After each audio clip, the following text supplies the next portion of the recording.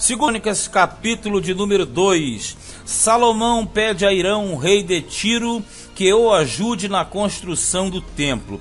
Nós sabemos que Irão, rei de Tiro, ele habitava na região que tinha a maior quantidade de vegetação, principalmente de árvores específicas para a construção ou as construções antigas. No caso, as madeiras boas, madeira de lei, como o cedro do Líbano. E Irão, rei de Tiro, vai ser o fornecedor do material para a construção do templo, o templo de Salomão. Inclusive, rei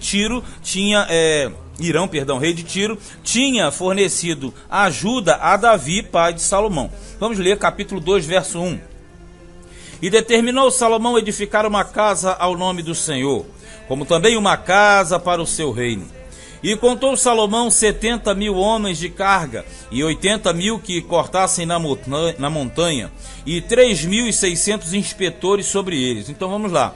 A intenção de Salomão é edificar uma casa ao Senhor e uma casa para ele. A casa do Senhor é o templo, e a casa dele é o palácio. E nós sabemos que o palácio foi construído em 20 anos, né? Em 13 anos, enquanto que o templo em 7. Somando os dois, a totalidade foi de 20 anos, as duas obras foram concluídas. Como ele começa em 970, nós temos aí aproximadamente 950 a.C., o templo e o palácio estavam construídos, e a ajuda veio de Irão. Verso 3. E Salomão enviou a Irão, rei de Tiro, dizendo: como procedeste com Davi, meu pai, e lhe mandaste cedros para edificar uma casa em que morasse, assim também procede comigo. Então está fechando uma aliança com Irão, rei de Tiro, para o fornecimento da madeira. Eis que estou para edificar uma casa ao nome do Senhor, meu Deus, para lhe consagrar, para queimar perante ele incenso aromático, e para o pão contínuo da proposição, e para os holocaustos da manhã e da tarde, nos sábados e nas luas novas, e nas festividades do Senhor nosso Deus, o que é perpetuamente a obrigação de Israel. Nós devemos entender isso aqui. Quando ele fala da perpetuidade aqui, que era para sempre, é porque, na verdade, essa adoração a Deus, ela permanece.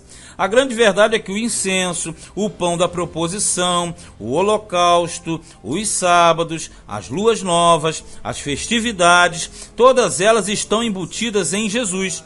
Então, na verdade, hoje, elas possuem valores espirituais, que é a ênfase de Crônicas.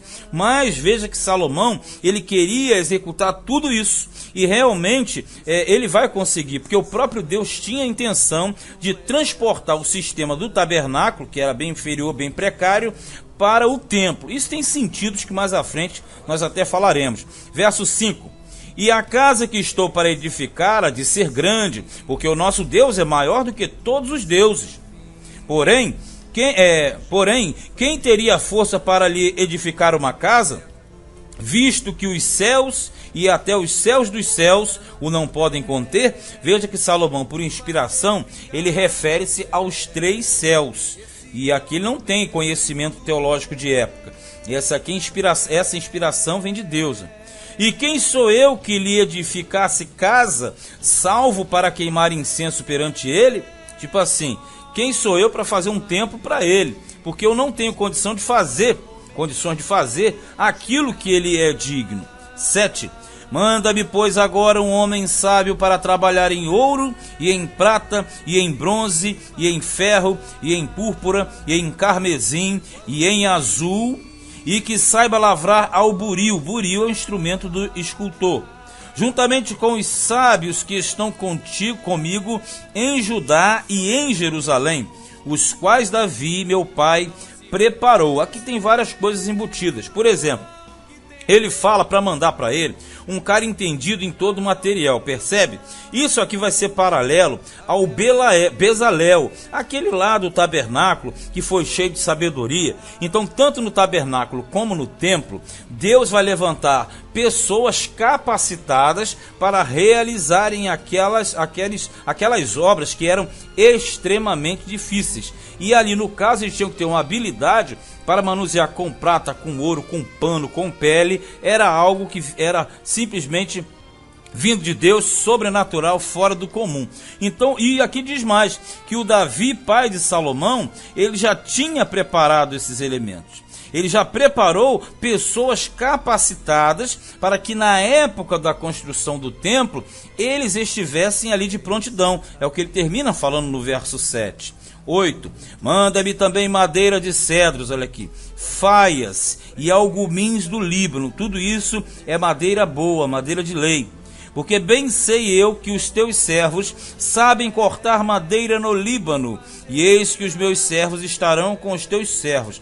Porque tratando-se de madeira, tratando-se de o trato com a madeira boa, que era o cedro e as outras, como ele cita aqui, as faias, os algumins, na verdade ninguém cortava madeira, trabalhava em madeira como os tírios, aqueles que habitavam na região de Tiro, Sidom, aquela região da Fenícia.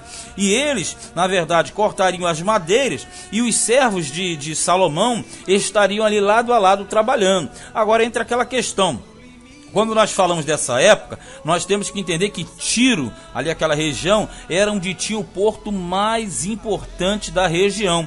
Inclusive Tiro era responsável pela produção dos melhores navios.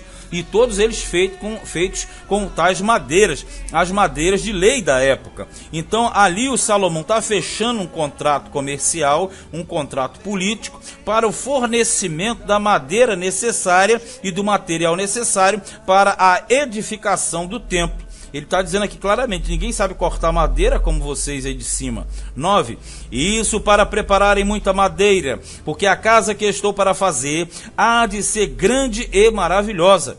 E eis que a teus servos, os cortadores, que cortarem a madeira, darei 20.000 coros de trigo malhado, e 20.000 coros de cevada, e 20.000 batos de vinho, e 20.000 batos de azeite. Olha, o bato é para a unidade de medida de líquido. Bato é como se fosse o nosso litro. Olha só, ele está prometendo aqui abastecer de azeite, de vinho, de cevada, né? De trigo malhado. O que é o trigo malhado? Trigo malhado é aquele que já vem no esquema, já tirado, já debulhado, já malhado, totalmente preparado para consumo. 11. Irão, rei de Tiro, respondeu por escrito e enviou a Salomão, dizendo: porquanto o Senhor ama o seu povo, te pôs sobre ele rei. Disse mais Irão: bendito seja o Senhor, Deus de Israel, que fez os céus e a terra, que deu ao rei Davi um filho sábio, de grande prudência e entendimento, que edifique casa ao Senhor e para o seu reino. Vamos lá, quer dizer, construa o templo e um palácio também. Veja que o rei de Tiro, ele trata com o Deus de Israel de uma forma honrosa. Ele reconhece a soberania do Senhor. Por que isso acontece sendo ele estrangeiro? É aquela velha questão que nós falamos. Os israelitas surgiram a partir da aliança com Abraão, Isaque e Jacó. Mas nós temos várias nações antigas que elas eram semitas e também eram descendentes dos hebreus, eram hebreias. Então você tem nações semita e hebreias. O que isso quer dizer? Que na verdade não era somente os israelitas que conheciam a Deus.